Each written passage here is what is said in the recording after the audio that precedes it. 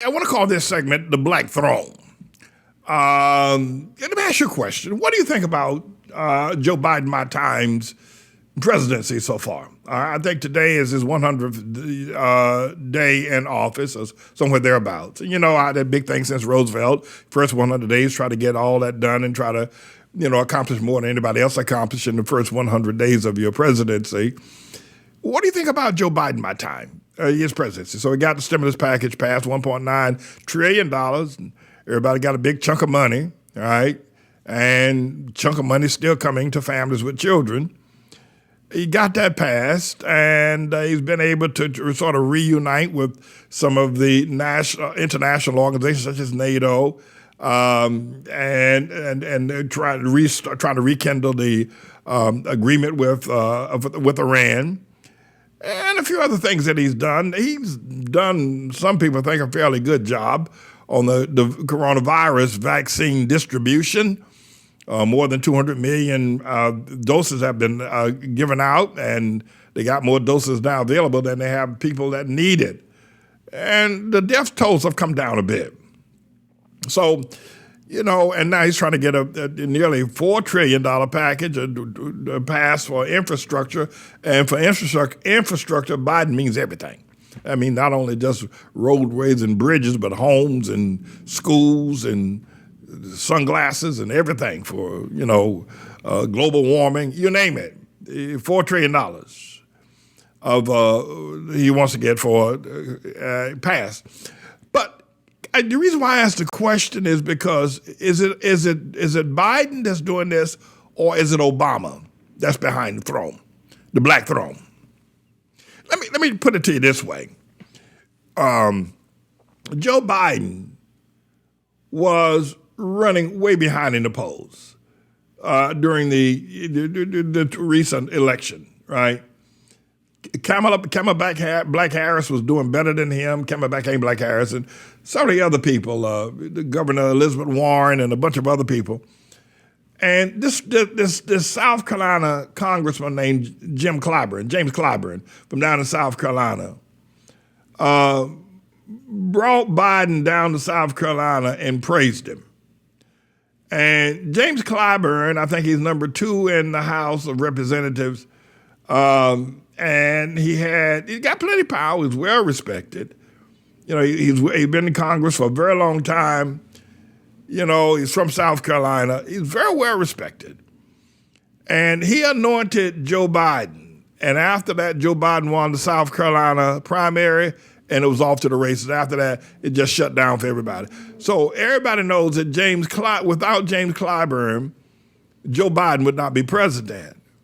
So James Clyburn is seen as a kingmaker. And that's understandable. That happens.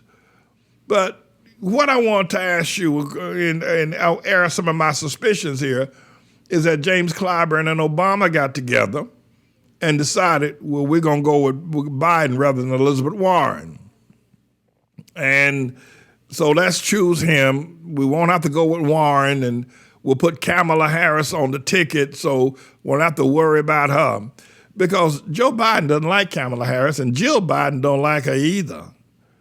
I can't imagine what it's like. Kamala Harris slapped the taste out of Joe Biden's mouth in their first debate when she said, well, I'm that little girl that at 9 years old you ordered to be bussed.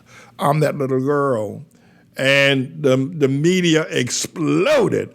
Camelback Harris had stabbed Joe Biden in the heart with a dagger that he could not resuscitate himself. He don't like her. In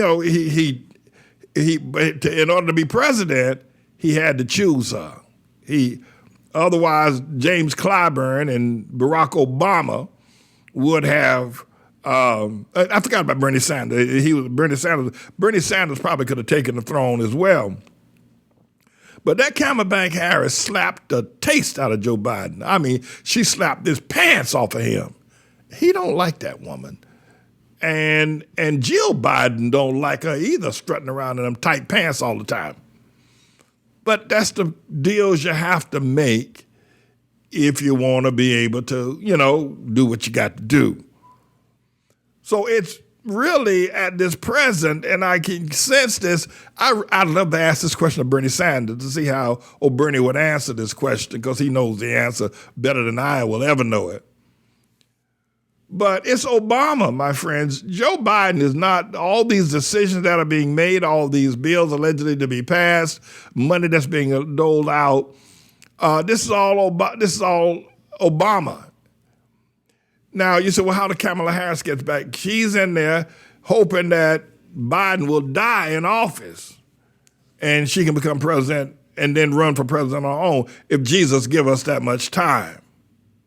But there's another group back there in the background now called the Squad.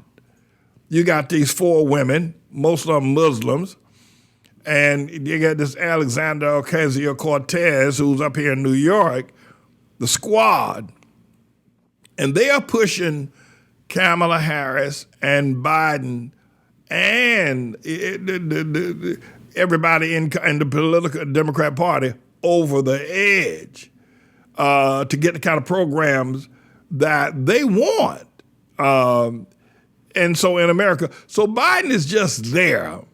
He's not the president. Obama's still running the show.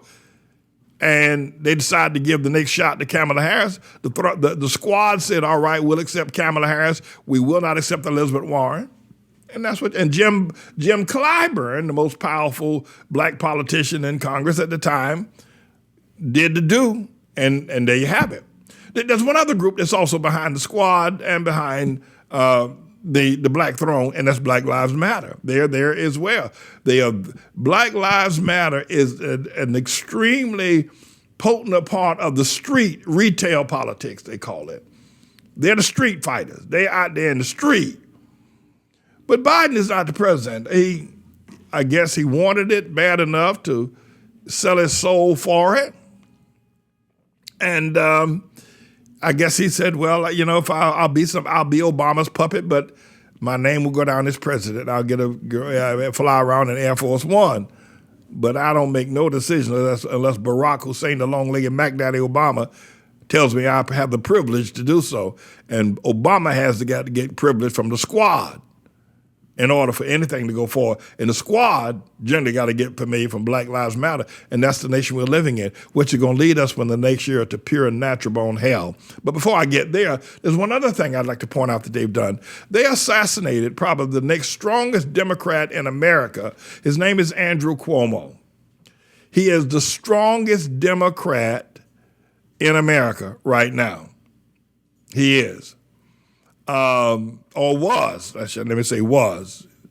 Chuck Schumer, you know, he's a marginal leader of the Senate. He's a Democrat, he's a senator. But, you know, he's Jewish, and a lot of people hold Jewish race against having him as president. But the strongest, up until a couple of months ago, the strongest Democrat in the Democrat Party was Andrew Cuomo from New York. Governor Andrew Cuomo had done a great job with the coronavirus. He's on television every day holding these press conferences. And Kamala Harris and Obama put out a political hit on Andrew Cuomo. All of a sudden, women started coming out of the woodwork talking about he smiled at me, or he hugged me, or he winked at me, or he asked me if I like men. You know, I mean, it was all over everywhere. Quite frankly, I think the same thing, for parenthetic, if I can just change the conversation, I think the same thing's happened with Matt Gaetz down in Florida, Republican boy from down in Florida, crazy one, right? You know, they've been talking about he was going with a 17-year-old girl. I ain't seen the evidence. That's all on the news. But I think that it's that boy, Ron DeSantis, the governor of the state of Florida, along with Trump, that's trying to stop Matt Gaetz. Because Matt Gaetz is charismatic, and they're trying to say he was a prostitute and running around with a bunch of young girls and paying girls for sex and, snorting coke. And I think they're trying to assassinate Matt Gaetz because Matt Gaetz is up and coming right. And Ron DeSantis wants to run for the Republican nomination and be the Republican president. So he's kissing up to Trump. And so this is the kind of assassination of character of people. But what they did to Andrew Cuomo is just unthinkable. Obama and Kamala Harris, you know, and Jim Clyburn and the Squad and Black Lives Matter dragged Andrew Cuomo through the mud. And they would tell you he need to resign. And all the black Democrats here in New York, they were all talking about he must resign, he must resign, he must resign. And I sent out a tweet. I ain't for no Democrat. I ain't for none of these. You know that. But I sent out a tweet and I told him, pray, man, Andrew, don't resign. Keep fighting these. Don't resign. Hold your ground. And, I can keep, you say, Manning, now you're dropping names. Okay, I'm dropping names. But I knew his father well, Mario Cuomo. And, just on the fact I know his father and his mother, Matilda. So he sort of back, you haven't heard anything from him. He said he ain't resigning. Y'all can go to hell, he ain't resigning. But the question is now, can he beat Kamala Harris in a heads up? And I think he still can. I think he can still beat her. But that Kamala Black Harris woman, that woman is a hustler, a gold digger from way back here. You know she was digging for gold when she was going with Willie Brown out there, Sweet Willie Brown out there in San Francisco years ago when Willie Brown was the mayor of San Francisco. Oh, Kamala Harris and Willie Brown was seen on the San Francisco scene making out in front of everybody. He bought her $380,000 Ferrari, a red one. Kamala Harris was running around the streets of San Francisco, crossing the Golden Gate Bridge in a Ferrari bought by her boyfriend, the mayor of San Francisco, Willie Brown. Kamala Harris, gold digging. That woman know how to dig for some gold. She probably should have been a part of the Alaska 49ers, digging for gold. And now, after Willie Brown dumped her, she married this Jewish guy. That don't make no sense. But we're here. But she wanted to be president, Kamala Harris. She wants to be president. And I'm not here. I don't have a dog in this fight. But I can tell you this, Andrew Cuomo is getting stomped on by Obama and Kamala Harris. They tried to drag up all these women. Well, he hugged me one time. Well, he asked me if I had a date one time. And I said, what the hell is all of this? If that's the case, you're going to arrest every man, unless you got some damn man who think he's so damn pure. He ain't never said nothing to a woman. He ain't never looked at a woman and thought, well, maybe, even if he is married, thought that maybe I'll do something. You so damn pure. You ain't never had a desire to have sex with nobody but your wife. Get the hell out of here. Get out of my face. Get the hell away from me. Thinking that trying to make yourself so pure. And that's what they try to do to Andrew Cuomo, right? He was married to one of them Kennedy women, I think. They got divorced.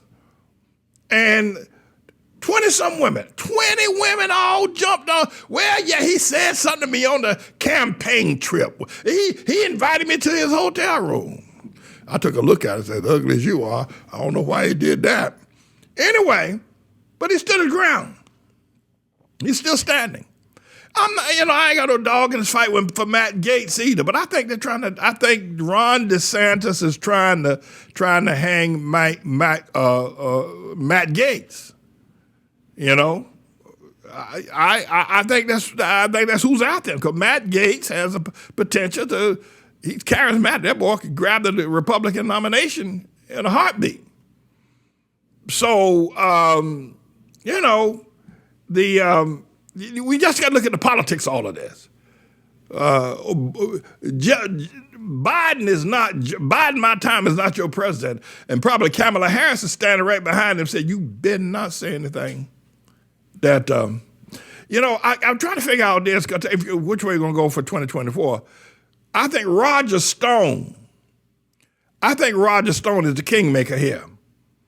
I think Roger Stone controls Tribulation Trump. Roger Stone has got the goods. And I think if Jesus doesn't come back anytime soon, it's going to be Roger Stone who's the kingmaker for the Republican nomination. And if there's ever going to be another Republican president, it's going to be because Roger Stone said so. Me, I'm James David Manning, everybody. I'm the Lord's servant. This is a bit of a news blog we do looking at spiritual wickedness in high places for the most part, making some observations about it and giving people a biblical foundation to the way of interpreting rather than have Sean Hannity or Laura Ingraham or Janine Pirro or Anderson Cooper or Rachel Maddow or Don Lemon, Rush Limbaugh interpret what's going on in the world. You come to me and I'll tell you based on what the Word of God says. They'll just give you their worldly, sinful view. But the Manning Report will tell you what God has said, whether to say yea or nay, whether to go or to stay.